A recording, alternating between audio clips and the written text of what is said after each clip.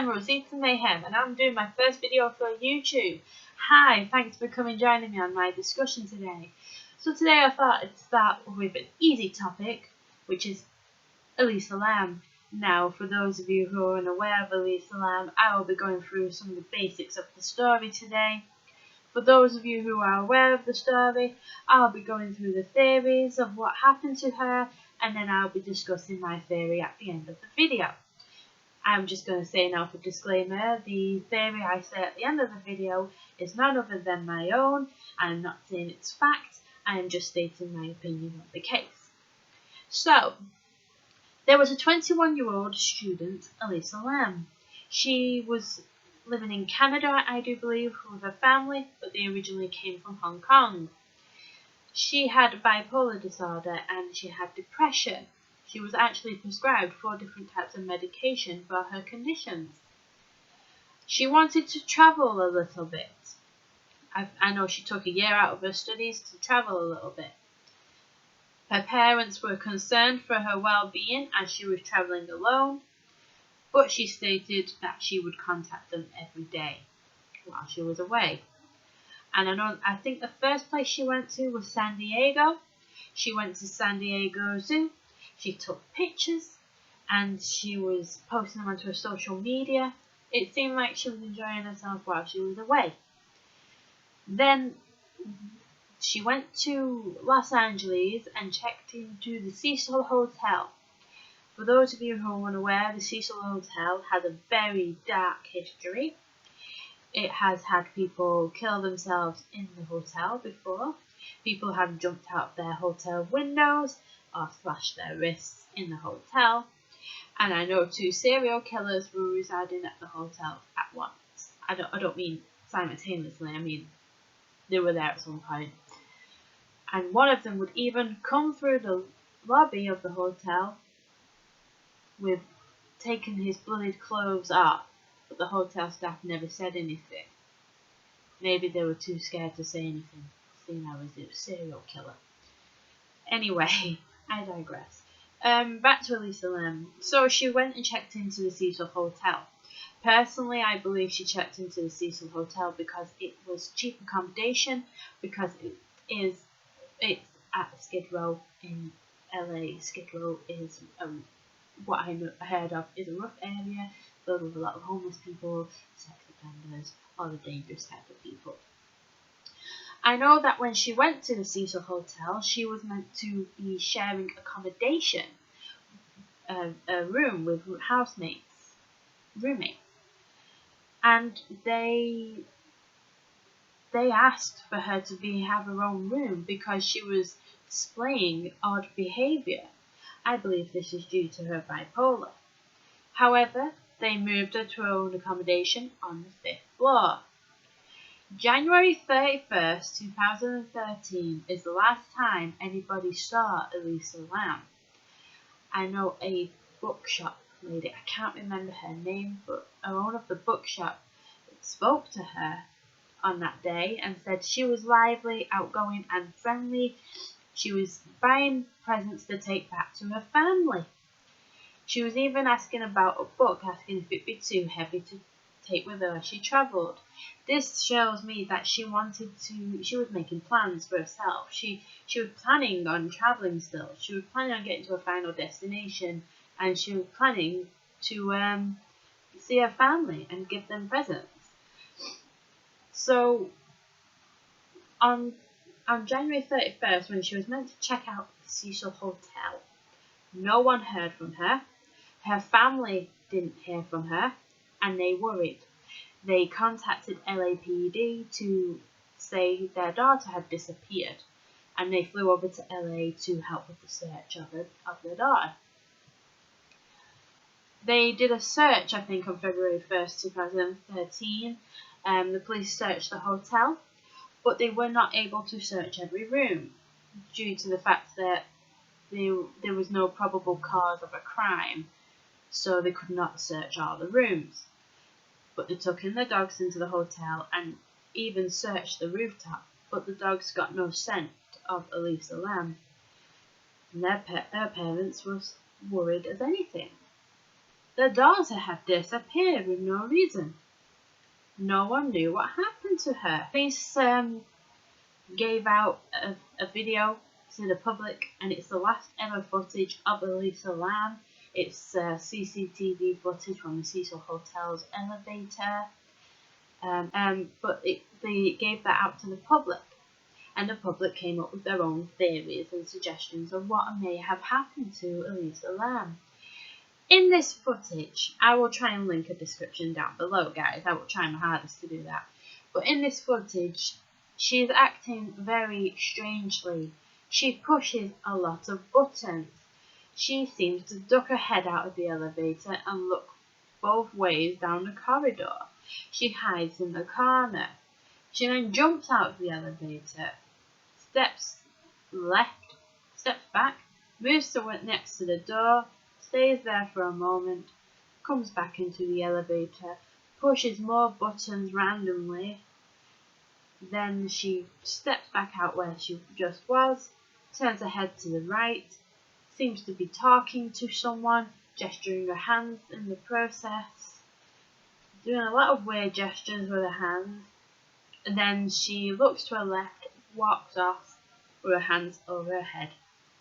This was the last time anybody saw her. That was the last ever footage of Elisa Lam. Her behaviour, in my opinion, is very strange in the video. I have watched it multiple times to see if I can deter what was going on in that video. But a lot of different theories came out through that video. I will discuss the theories at the end with you guys. I'll discuss them all, and we'll go through them together, and then you can make your own head up what you think may have happened to her. Then on February 19th, 2013, customers were complaining at the Cecil Hotel, complaining of the water pressure in their rooms, complaining that the water was turning black, that it had a disgusting taste, and a foul smell to it. So they sent a maintenance worker up to the roof to check out what was going on. He went to the water tanks and he noticed one of them was still open. I've heard that in multiple documentaries on this. It was still open, so he thought, well, the police had already checked that one. He'd go into that one. And when he looked in, he made the gruesome discovery of Elisa Lam's body decomposing in the water tank. She was floating naked in the water tank as well, with all her clothes and possessions next to her. The only thing they could not find was her mobile phone. They found her hotel key and her clothes that matched the one that she was wearing in the video. But now we get to the theories, guys. I know this is what you're all here for. You're all here for the theories, aren't you? Right, okay, let's crack into it. I'm going to go through the first two that I think are the unlikely ones, and then the next two, they might be likely. So one of the theories that have come from the footage of Elisa Lam from the elevator was she was playing the elevator game. For those of you who do not know what the elevator game is, look it up on YouTube or Google. A lot of things will come up, but I'll give a basic description. It's basically a game where you get into an elevator. You have to get into the elevator alone. If you're not alone, it does not work.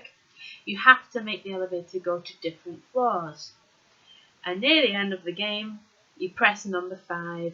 And when you get to floor 5, a girl is meant to get on the elevator with you. You're not supposed to look at this girl. You're not supposed to talk to her. Don't look at her, apparently. And then you're supposed to press level 1. And if it takes you down to level 1, you've not done what the game has entitled you to do, and you've lost, basically. But if you press level 1 and it takes you to level 10 instead, you have won the game, and now you're in the other dimension where you can see the spirits, but you're the only person there. So dimension jumping. Me personally, I do not believe this is what's happening to her in the footage. Reason being, you have to travel to different floors in the game to get to the other dimension, and her elevator wasn't moving unless everyone thinks that, well, she may have been on level 10 at the end and that's why she's talking to herself. Maybe, but people were saying, oh well, she got into the spiritual world, she disappeared, and then she reappeared in the water tank and drowned. I just don't buy it, really, if I'm honest with you. I have no opinion on this elevator game. I've never played it. I'd have to play it myself to observe and see what it's all about. But something inside of me says, it's not really, it's not right. It just doesn't feel right to me. Another theory is, of course, the spiritual world. Because the spiritual world does come into a lot of conspiracy theories. Now, it's possible there were spirits there and that she was talking to spirits, and that is why you cannot see anything else on the footage.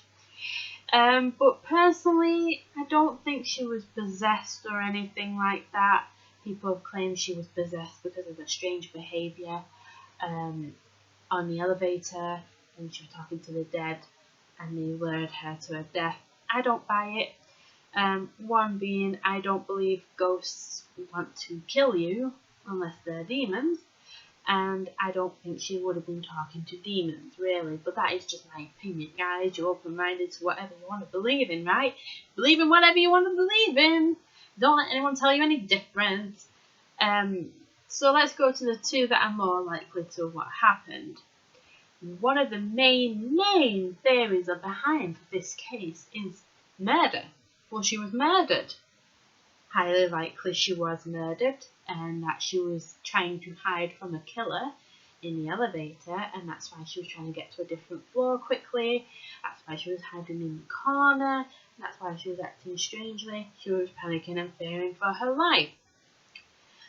And then they caught up with her and drowned her in the water tank, is what people believe in. Like I said, it's highly likely that could have happened. The Cecil Hotel has had a bad reputation for murder with the two serial killers in the past, but the only thing that debunks that theory a little bit is they claim there was no trauma on the body, no bruising on the body at all. So surely if someone's going to attack her, they'd leave a bit of mark on her, right? They'd hurt her a little and there'd be trauma on the body. But who are we to judge? We don't know because we weren't there. The last theory is the simple one.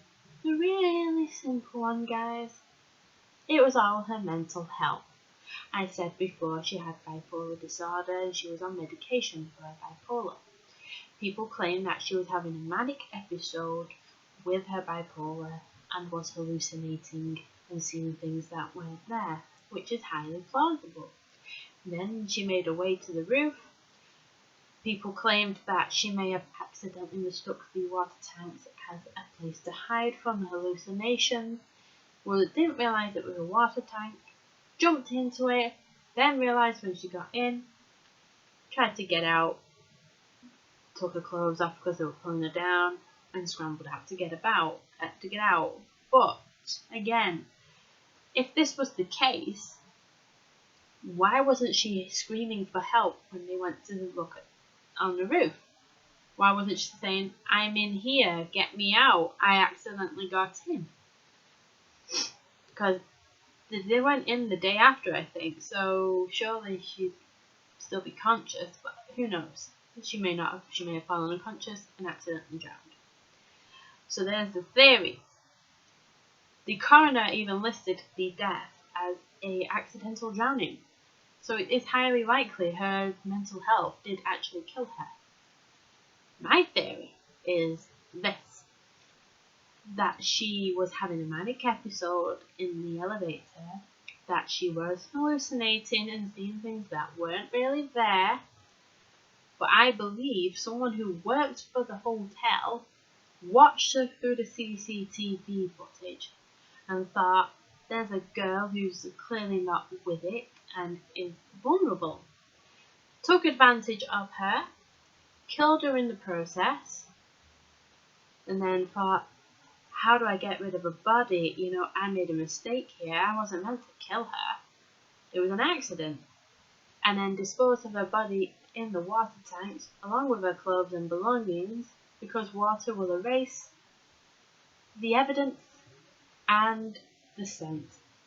Because they were probably thinking, well, I can't hide her in a room because the police will search the rooms.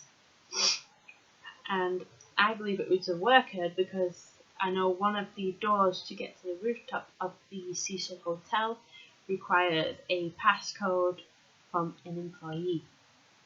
I actually believe it was the maintenance worker, because I know I've heard and I've seen on videos that the maintenance worker, I think he got paid a lot of money after the case went through and he ran away.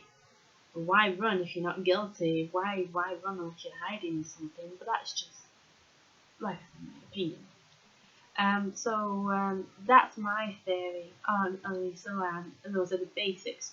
You want to find out more about Elisa Lam, there's a lot more videos on YouTube. Go and look through them. A lot of people have got their own theories on what happened to her. Just go and research it. That's all I can say to you, and it might open your mind and eyes a bit more to what actually did happen to her. Thank you for watching. If you are interested in me doing more videos, please comment down below and like this video. Subscribe as well. I will do another video if I get enough likes on this video. If I hit, make it simple, if it's my first video, if I get 10 likes on this video, I will do another one about the Marilyn Monroe death and what do we think really happened to her. Okay, stay safe guys, and thank you for watching, and I hope to do another video soon. Take care, bye!